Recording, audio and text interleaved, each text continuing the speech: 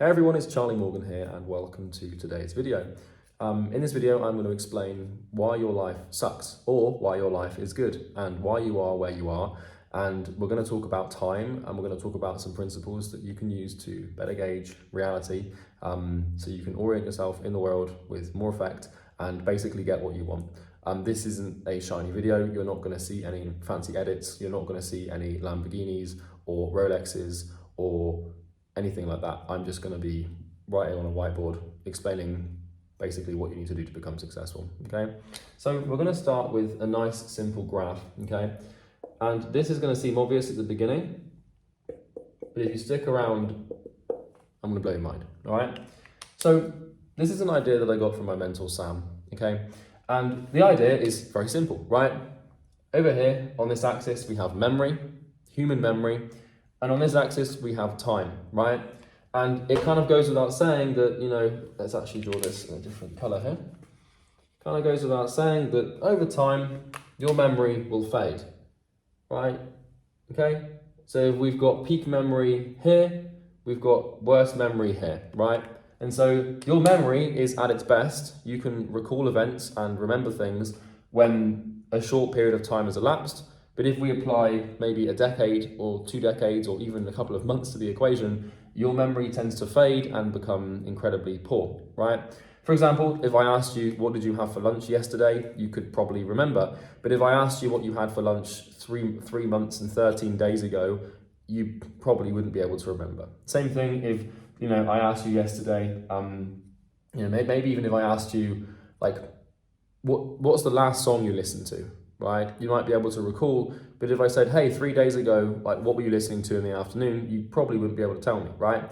So all of this to say that over time, our memory of events fades and we cannot recall information, and the more time that elapses, the worse our memory becomes, right?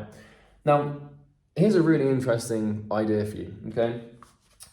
If we draw another axis in here, making sure you can see this, you can, right? I'm going to put results, right? Results / effect. So, as you go through life, you're going to take actions, and every action has an opposite and equal reaction, and that's basic physics. And what this means is that for every effect, there is a cause, right? And so for every result in your life, whether good or bad, that happened as a result of something happening, right? So for example, if right now you're out of shape and overweight, it's because you've been in a calorie surplus for too long and you haven't exercised, right? It's basic cause and effect. Or if you have a great body and you're in good shape, then it means that you've managed your calories properly and you've exercised and you've been going to the gym and things are going well. Same thing if you right now have no clue on anything and you're just kind of stupid and don't know much about the world, it's because you've probably spent all of your time on TikTok and YouTube and Netflix instead of reading books and studying history or learning, right? On the same side, flip side, if you're quite intelligent and you know what you're talking about and you can, hold a dialogue with someone about a specific thing for a long time, it's because you've studied that thing, right? And so this is obviously very obvious. It's very straightforward, but what people don't understand is that where they are in life right now is the result of every single action that has led them up until this moment. Now, obviously things happen to us in life that are, not necessarily our fault. However, our reaction to those things is within our control. And so I'm a firm believer that where you are in life right now is entirely your doing, okay? Sure, maybe when you were 5 years old, you were kidnapped and it gave you trauma and now your life's terrible. But I'm assuming that you haven't been through something like that. And most people, we've all been through trauma and bad times, but for the most part, you're responsible for your life, okay? I would say 99.999% of people, it's kind of their fault if they are where they are. And so the reason this gets interesting, right, is because if we come here and we apply time to the equation, right, if we're talking about, if let's say right here, you put a cause into motion.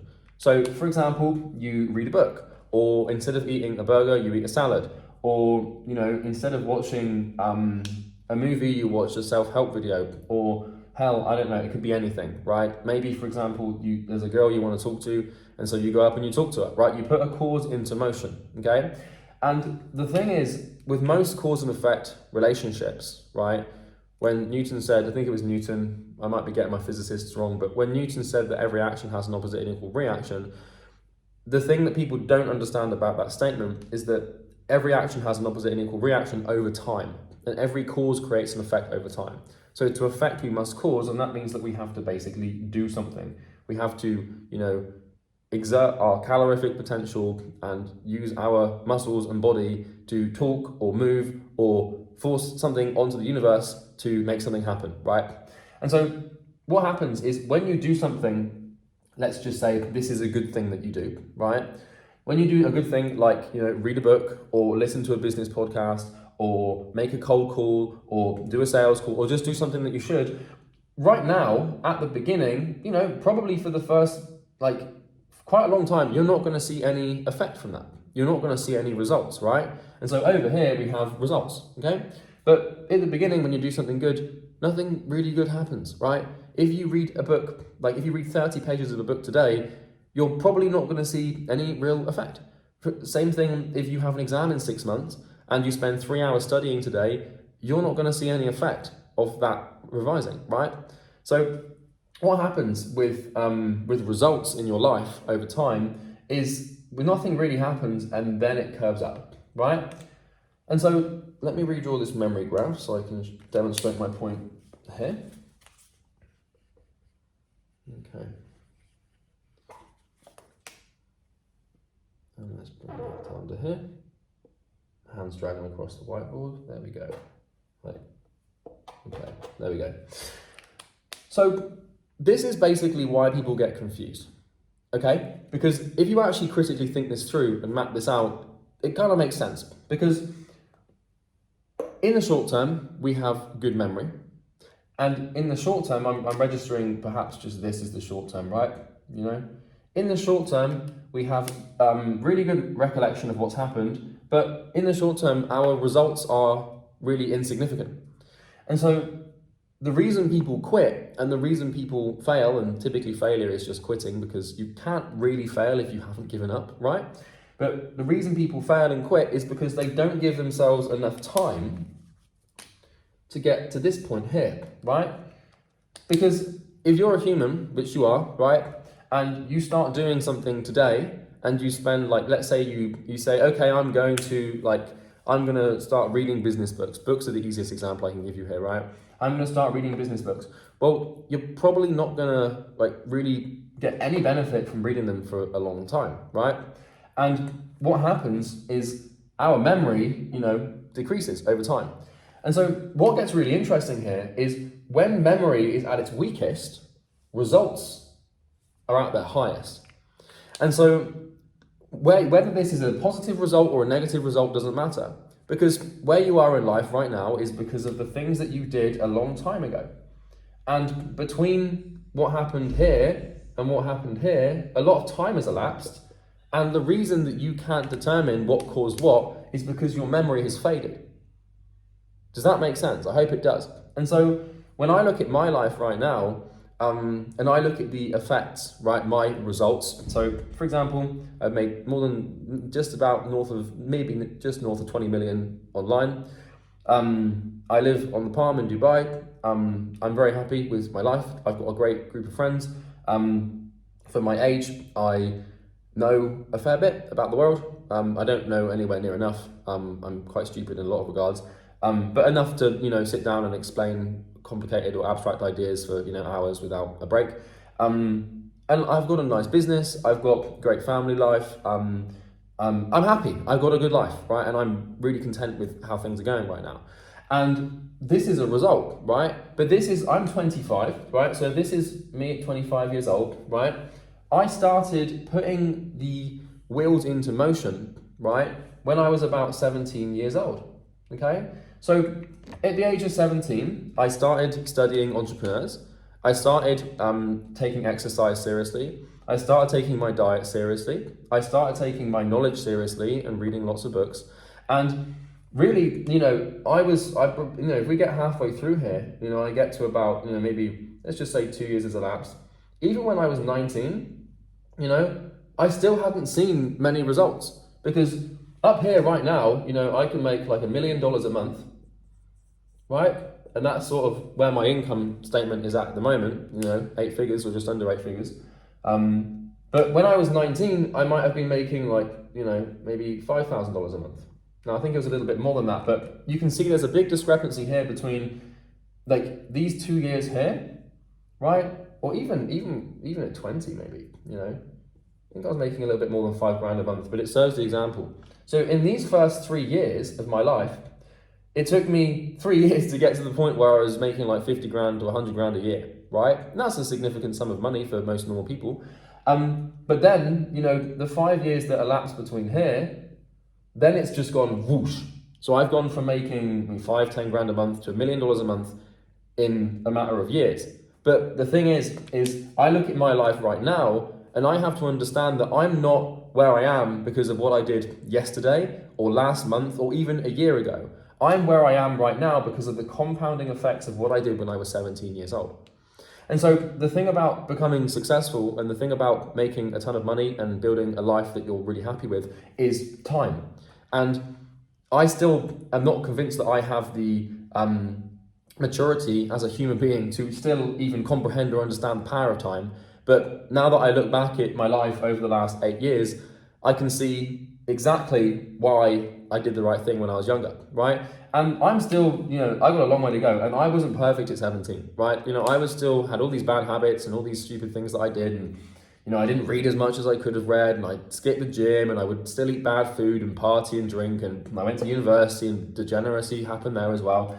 But all in all, it seems to have been net positive, right?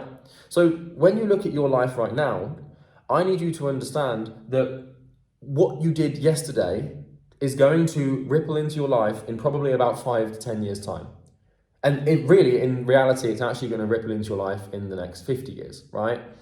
And so this is the dangerous thing, is because we need to understand and really properly gauge the power of delayed gratification here, right? Because really in life, there's 2 types of behavior. And this is a very binary state, right? And you've probably all heard of this, but nobody's probably explained it to you in a way that actually, gets into your brain so that you actually change your behavior. We have instant gratification. And why do I have a habit of just misspelling things on this whiteboard? I promise I can spell, right? We have instant gratification and we have delayed gratification, right? So instant gratification is when you do something that you shouldn't do, but you do it because in the short term it feels good, right?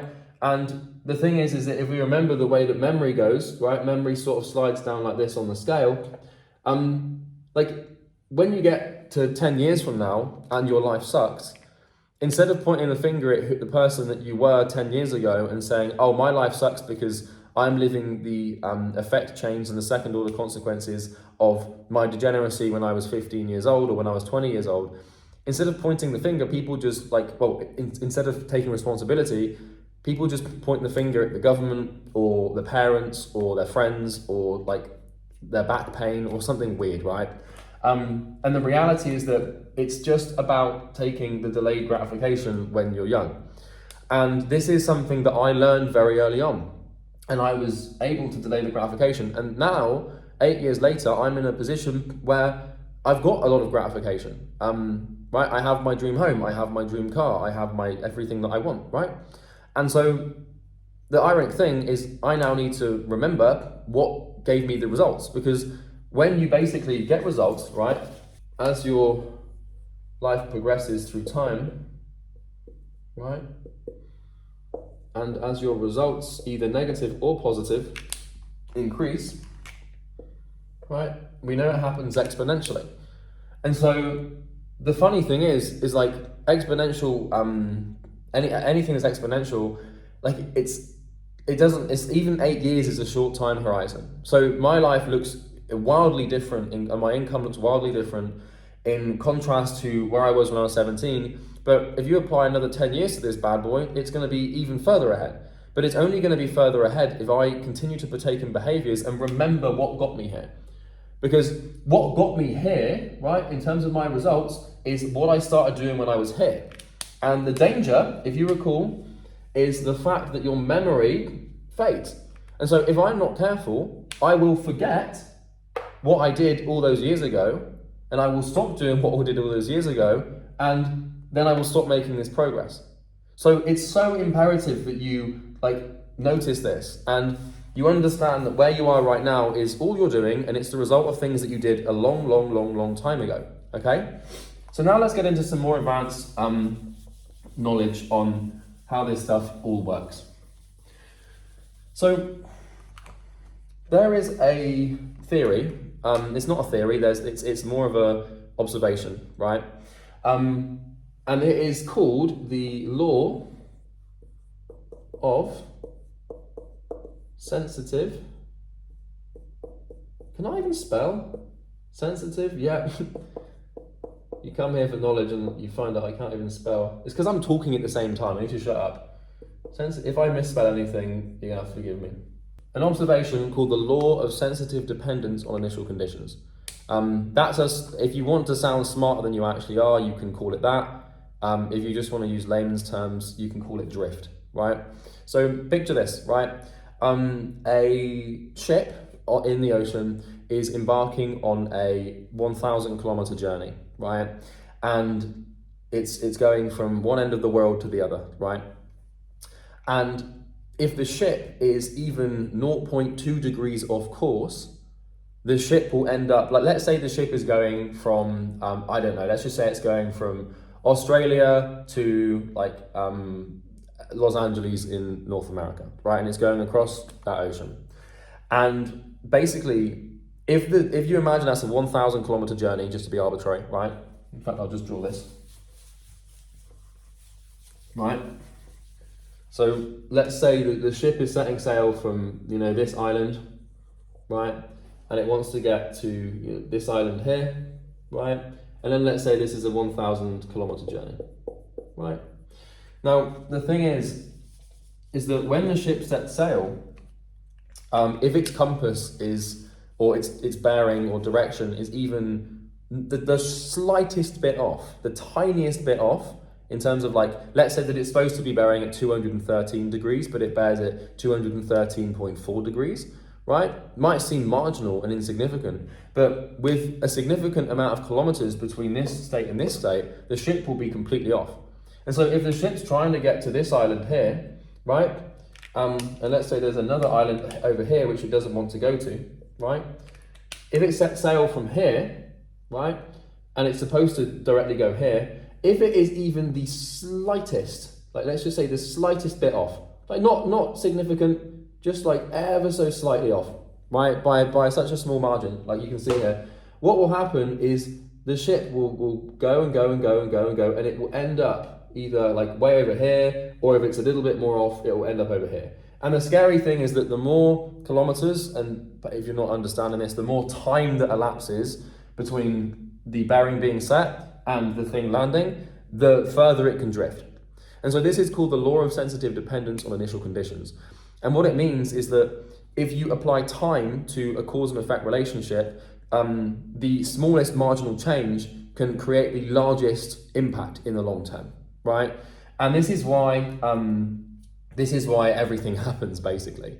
Time is really the big kicker, and time is the variable that no one really understands or gets. But all time basically does is it serves the purpose of compounding the cause and effect relationships that govern the universe, right? And so this is called drift. It's also called the law of sensitive dependence on initial conditions. Another idea or observation that is related to this that you may have heard of is called the butterfly effect, where, one small thing can happen, and with time, that thing gets exponentially, out of hand, right? So the idea is with the butterfly effect is that a butterfly flapping its wings in Brazil can cause a typhoon in Indonesia, right? Now, whether or not that's actually true, I haven't observed or critically thought that through, so I don't know if that's a true statement or not. But the idea, and you can probably hear my Titanic doorbell, which I changed. I need to get rid of it because it actually really annoys me. So I'm going to go and get the door. I'll be right back. All right, I'm back. I really need to change my the noise that my doorbell makes because, well, quite frankly, it's weird because I changed it and I thought it'd be funny, but now every time someone rings the doorbell, I hear the Titanic theme tune, and I like the film, but I don't really want to go near that. Right, okay, anyway, where were we? So, where's my whiteboard marker? All right.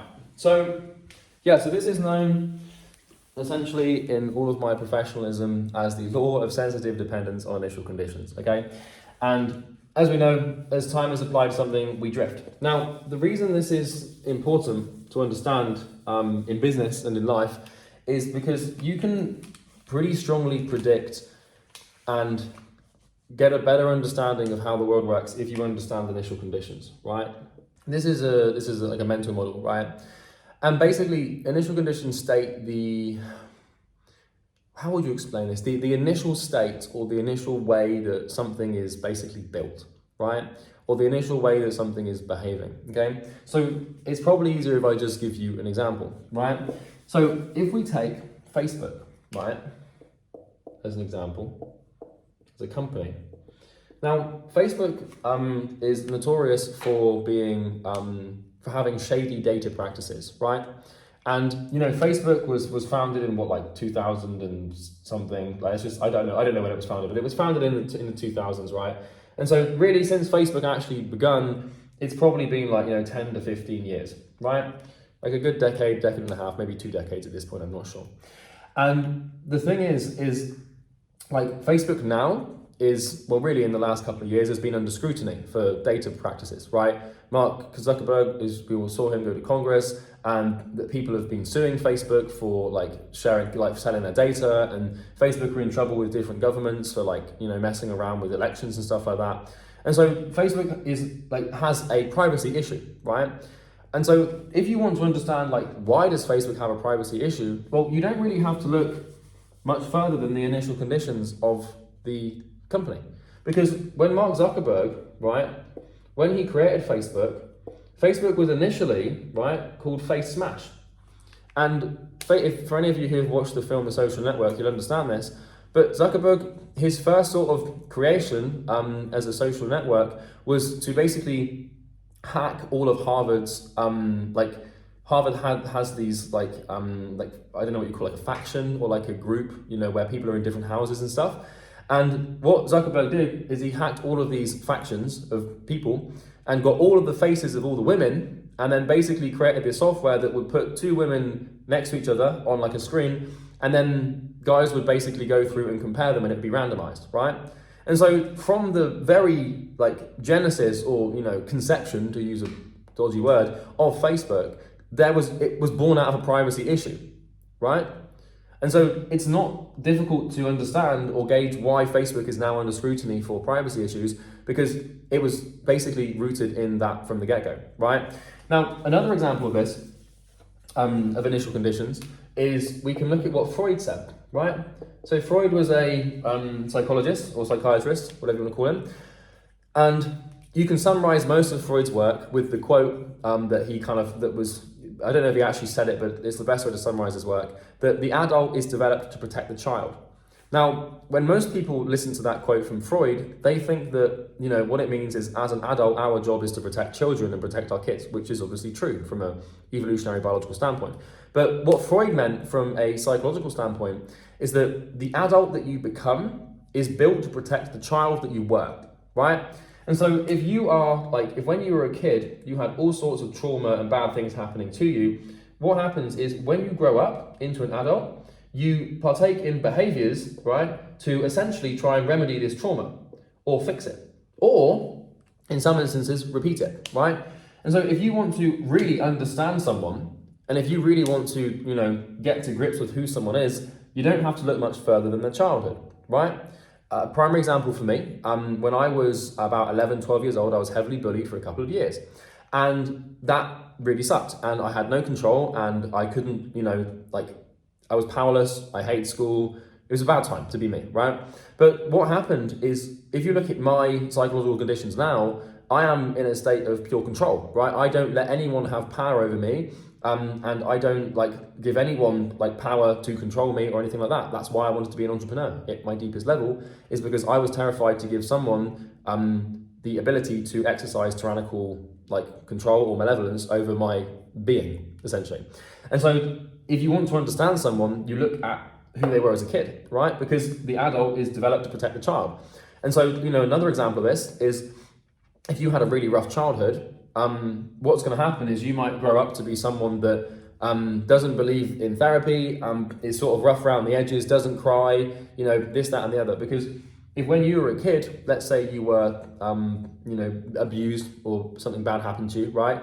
And you learn as a child, if you're abused, to like not show emotions, because then the person who is abusing you might get off on that and be like a horrible person. That's not nice stuff, right? And so in adulthood, now you don't show any emotion, and you refuse to like acknowledge your emotions, and you refuse to submit to them or listen to them because of the way you behave as a kid, right?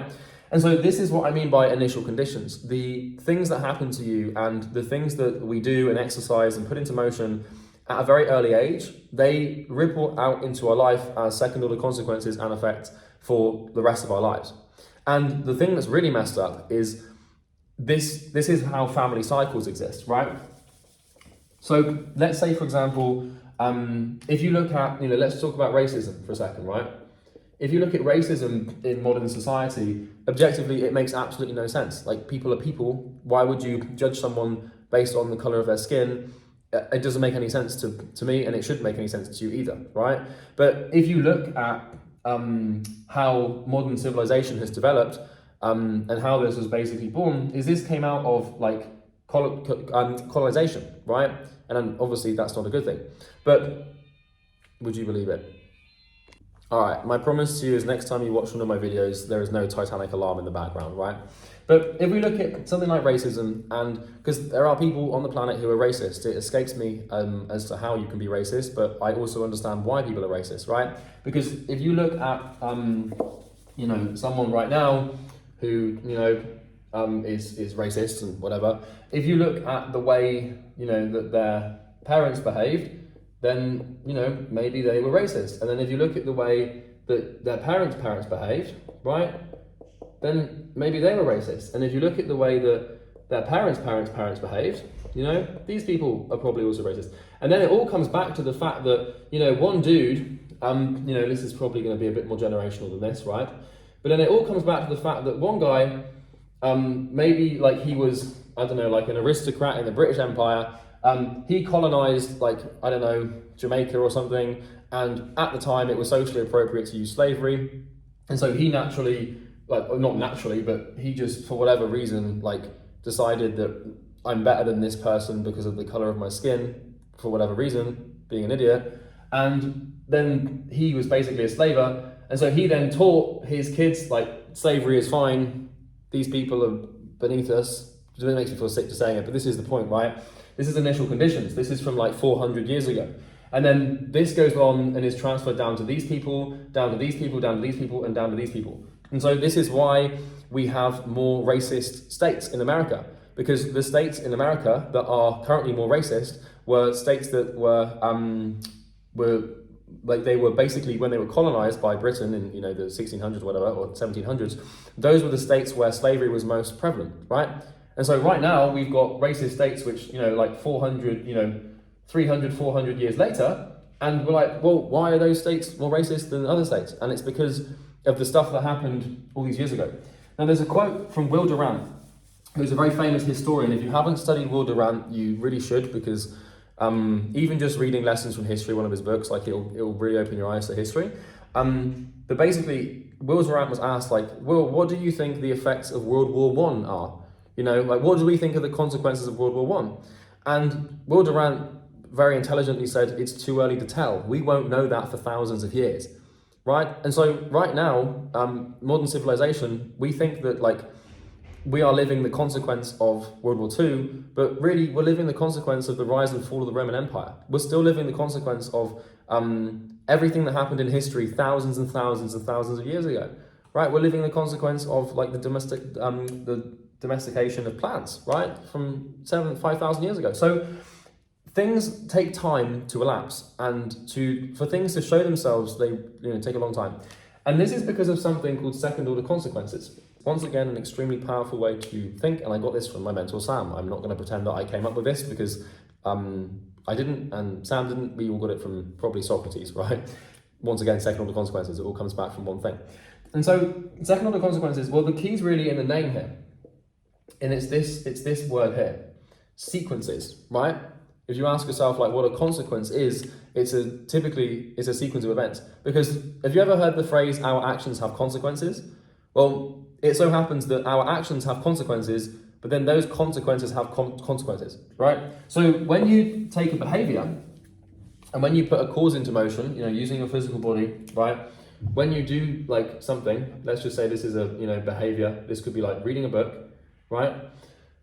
And then people think, okay, well, I'm going to do the action and then I'm going to acquire the knowledge, right?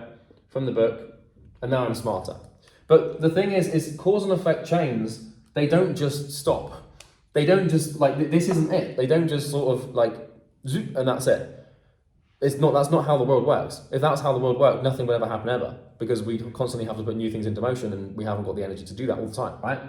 And so the way this really works is you read the book now and you gain the knowledge now, right? This is a relatively short, loop of time for this to happen. But then what happens is, you assimilate the knowledge into your brain. Let's just pretend this is a brain inside of your head. Okay, maybe you're having a stroke, but you get the point, right?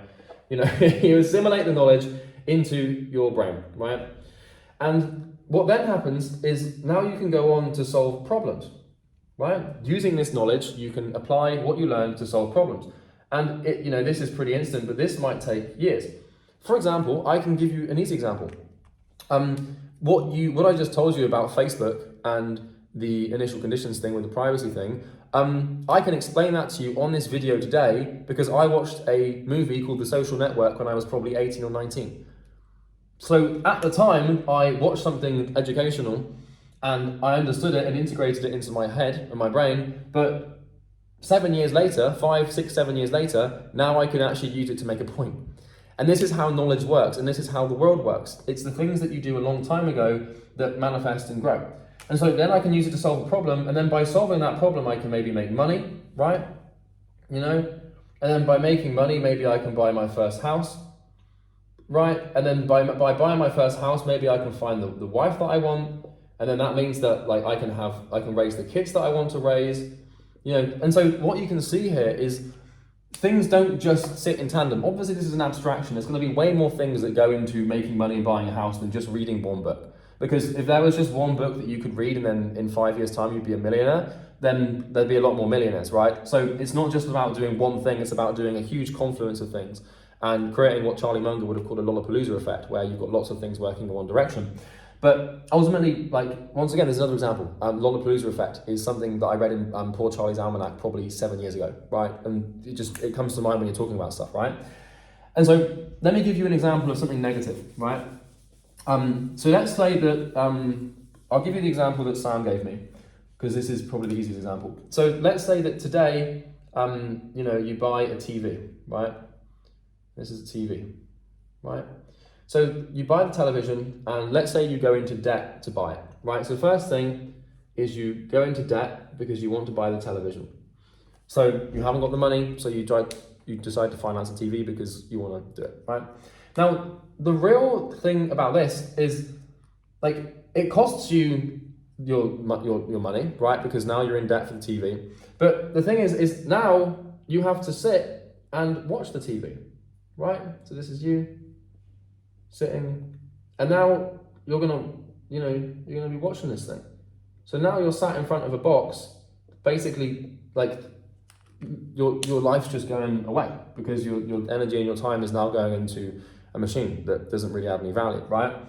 And so the real consequence to the television is obviously, wasting your time watching it. Because if you've bought it, you kind of feel like you have to watch it to get value from it, right? But the thing is now that you're watching the television, right, what also happens is instead of doing other positive things like reading, now you're just going to watch the TV. So now all of your good habits like reading, and I'm just going to put here gym. Instead of every now and then, instead of going to the gym or reading, you think, oh, I'll just sit and watch the TV because I've had a long day. And so now your habits start to fall apart, right? And because of this, what starts to happen is, you start to get a little bit overweight. And you gain weight and, this, that, and the other. And then what also happens is because you're now watching the TV, is you become more hardwired to instant gratification. Because now you can just receive dopamine and pleasure from just sitting in front of a screen instead of doing something productive or useful, right? And then when you hardwire yourself for instant gratification, you find it significantly harder to do any work, right? Which then means that you get poor because you're now just lazy and stuff like that. And then what happens is you start, you start you start blaming, the government for why you're not successful and why you're not where you want to be. And then it gets even worse because you bought the TV, now you're poor, you've got no work ethic, you're hardwired to instant gratification, you've got fat, you're not having any good healthy habits. So now your wife leaves you. She's like, no, honestly, dude, you just changed. I'm not happy with this. Like, you're not giving the kids a good example. So then your wife leaves you. And then, she takes the kids with her, and, then you're left all on your own, but it's fine because you've got your TV and you're still sat on the couch watching this thing, but you're really fat. And so this is kind of how it works. Like one decision can just bring your entire life to basically rubble, right? And so recently, like the new Call of Duty has come out and I used to play video games, right? Quite a lot. And I was like, okay, I'm gonna buy an Xbox. And so I went out and I bought the Xbox, right? And now the Xbox is sat in my house. And now I've started playing it. And fortunately enough for me, I understand this stuff. And so I'm not immune to making stupid decisions, right? But now that I understand this stuff, and now that I realize what's going on, I've got rid of the Xbox. Like literally I've had it for 3 days and it's gone, right? Got rid of the controller, I spent like, I got like the fancy controller, Xbox Elite 2 Max something. I got the new game, I got a really fancy headset, I got my monitor, I got everything set up and I started playing this video game. And I got all these levels on these guns and I spent like 2 days playing it. And then I was like, this is just stupid. Like if I map out the long-term time horizon of this decision, and if I map out the second order consequence of this idiocy, everything's gonna fall apart and I'm gonna sacrifice my multi-8-figure business or billion-dollar potential because I just wanna receive some dopamine from shooting people in the head. And so I got rid of it, it's gone, right? So it kind of, the effect started to ripple in for a couple of days, but the real consequence of video games is a time sink and it just eats you alive. And so I bought the Xbox because I used to play video games when I was like 15, 16, right? And so I'm living the second order consequences of my decisions when I was a kid, right? So obviously it's deterministic and you're never gonna be perfect. But the thing is there's a part of your brain called the basal ganglia, right? And this is the part of your brain that is basically dedicated to habit. And it's kind of like, you've got certain habits and certain patterns of behavior or certain dopaminergic systems and patterns that force you to manifest behaviors sometimes against your will. And so if when you were a teenager you got addicted to alcohol and drinking, then you're always going to potentially fall prey to that one. And so you need to watch this and you need to be very careful with all these second order consequences, because this is why, for example, I'm never ever going to gamble, right? Because if I map this out, right?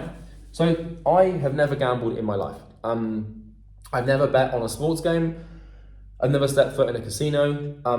I've never done anything that would lead to the behavior of gambling, right? And so let's say that, I decide that, I'm going on holiday and I go to Vegas. First of all, I'd never go to Vegas. I think it's the pit of sin, right?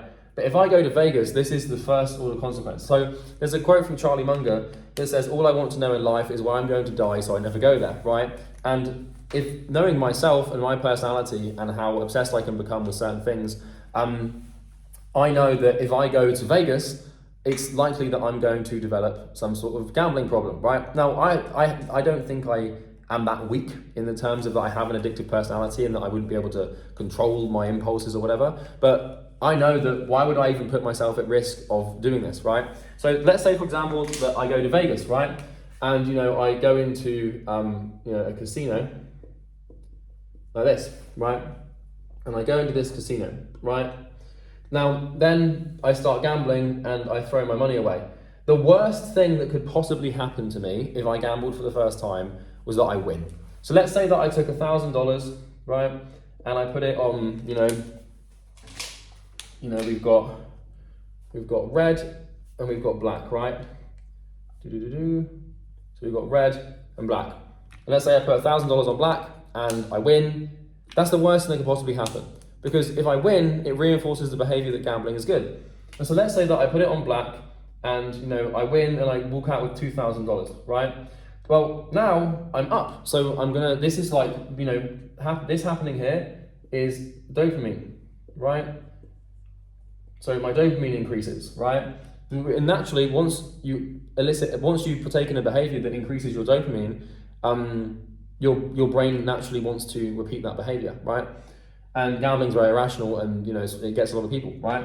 And so if I win the money, then what I'm going to want to do is go and gamble that $2,000, because I'm like, well, I gambled the first 1,000 anyway. So like, what's the harm in like I didn't care if I lost it anyway.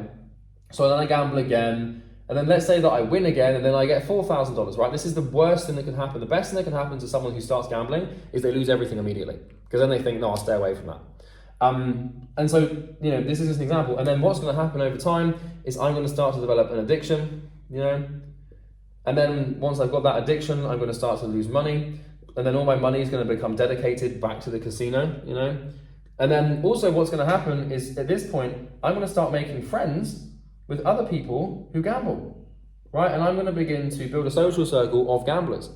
And this is a huge second order consequence, because now I'm going to start hanging out with these people, and we're all going to lose money together, and we're all going to be going to Vegas and being stupid, and then before we know it, our lives are falling apart. And this might all happen in the space of 6 months, right? But really, the second order consequence of even going to Vegas in the first place is very extreme, because you just don't know, like, we are not intelligent enough to understand the time horizons and the effect horizons of our actions, right? So me making this video today, for example, when I upload this video, it might get a few thousand views, and it might do kind of well, it might get like 10,000 views or whatever, and there might be some nice comments and stuff like that.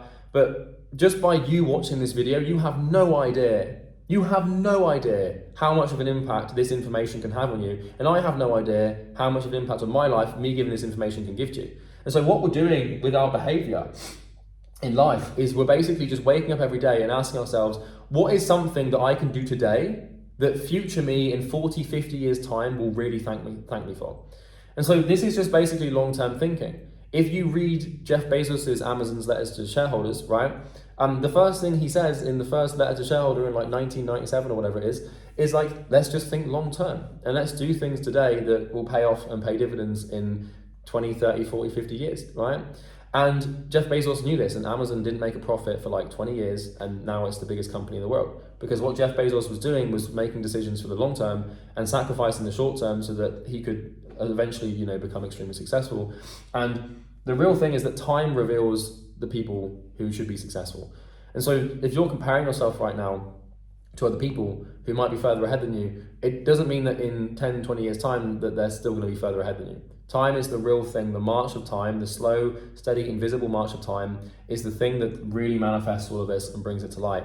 And, the way it works is everything causes everything, right? So if you've ever heard that phrase before, like everything happens for a reason, that sort of like hippie quote that people use, like, they'll lose their job because they're just an idiot, or like, they'll get really overweight, or something like, when someone's coping, when someone's like, oh, it's fine, darling, because everything happens for a reason, right? Maybe their friend, like their boyfriend just left them because the friend has just let themselves go, put on loads of weight, is now a nasty person.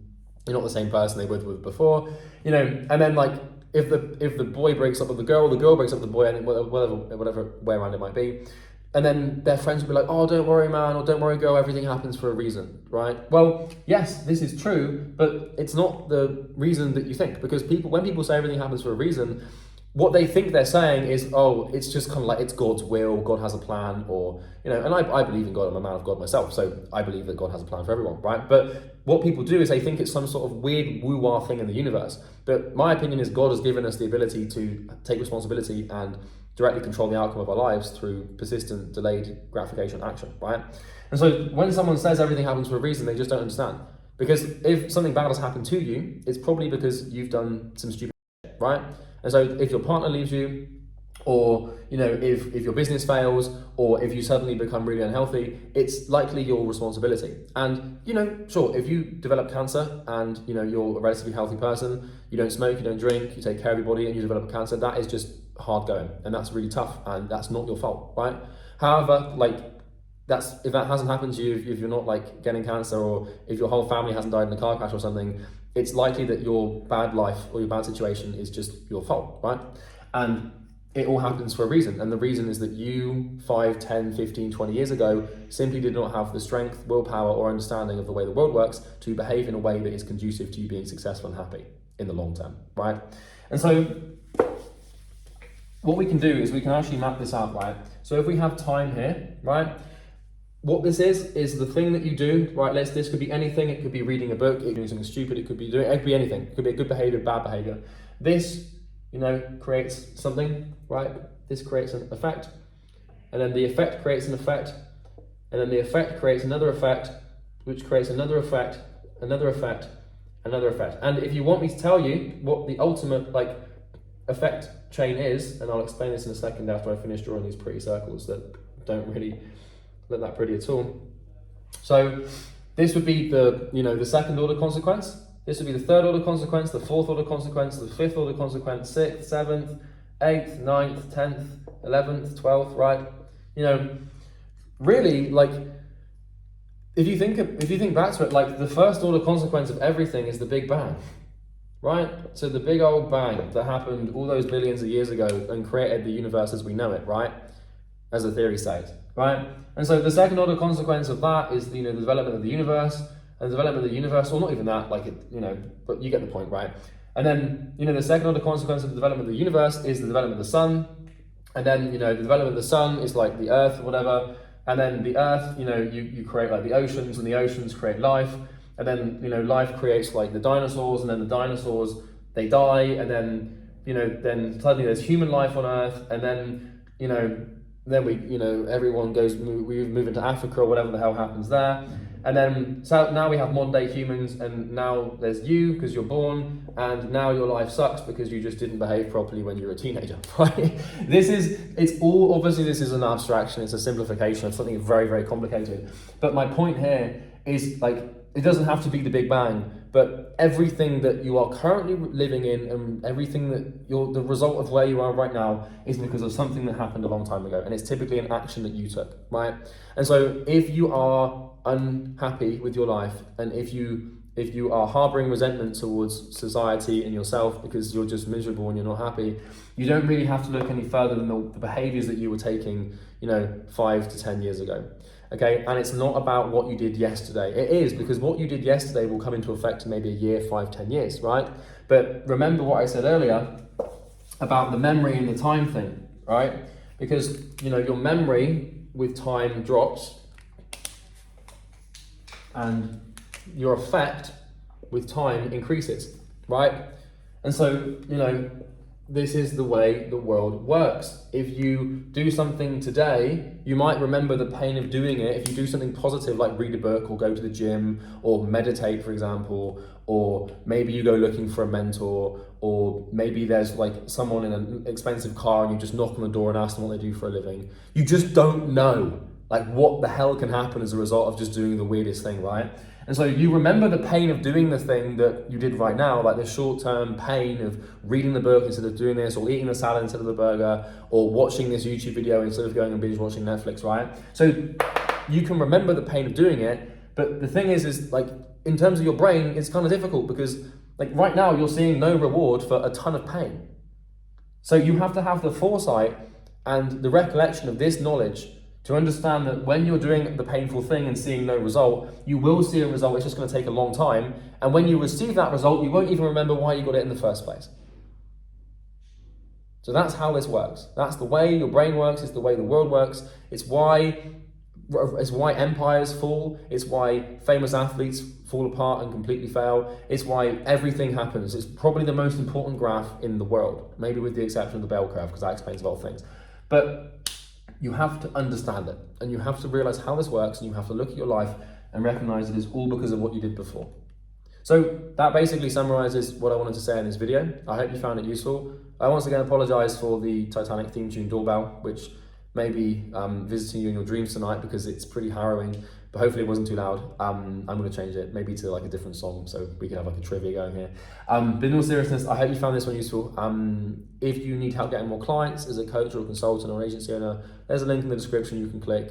full transparency, it's a video of me trying to sell you something. I don't really care if you click it or not, but if you need more clients, you can go check it out. It's literally a sales video, so you might not want to check it out. But anyway, that's everything. Hope you have a good day. See you in the next one.